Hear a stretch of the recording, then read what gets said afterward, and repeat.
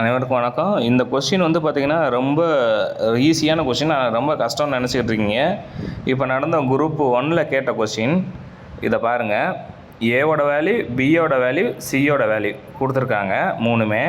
ஆனால் நமக்கு என்ன கேட்டிருக்காங்க, HCF of a square b cube கேட்டிருக்காங்க. இப்போ என்ன கேட்டிருக்காங்க, ஹச்சிசிஎஃப் ஆஃப் சிம்பிளாக முடிச்சிடலாம், ஏ ஸ்கொயர் பி கியூப் அப்படிங்கிறது கொடுத்துருக்காங்க. இப்போ ஏவோட வேல்யூ கொடுத்துருக்காங்கல்ல, நமக்கு அதை ஸ்கொயர் பண்ணணும். அப்போ ஏவோட வேல்யூ எனக்கு என்னது, 2 கியூப் இன்ட்டு 3 கியூப். அதை ஸ்கொயர் பண்ணால் என்ன வரும், அப்படியே 2 அடுக்கு அப்படியே ஸ்கொயர் பண்ணால் மல்டிப்ளை பண்ணி 2 அடுக்கு 6 இன்ட்டு 2 இங்கே அப்படியே அந்த ஸ்கொயர் மட்டும் பண்ணிக்கோங்க, ஹோல் ஸ்கொயர்டு அப்படின்னு போடுவோம்ல. இப்போ இதை வந்து ஸ்கொயர் பண்ணிக்கோங்க, ஏ ஸ்கொயர் பண்ணுவோம்ல, ஹோல் ஸ்கொயர் பண்ணிக்கோங்க. அப்போ 3 அடுக்கு 6ன்னு வருது. அப்போ ஏ ஸ்கொயர் மட்டும் பண்ணிட்டேன்னா, அதே மாதிரி பிஏ க்யூப் பண்ணணும்.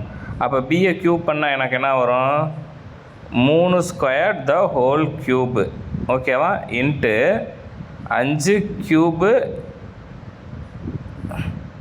The whole cube. அப்போ இங்கேயும் வந்து 3 அடுக்கு 6 ஈக்குவல் டு 3 அடுக்கு 6. இங்கே வந்து பார்த்திங்கன்னா 5 அடுக்கு 9. இப்போ எனக்கு என்ன, அது ஹையஸ்ட் காமன் ஃபேக்டர் தானே.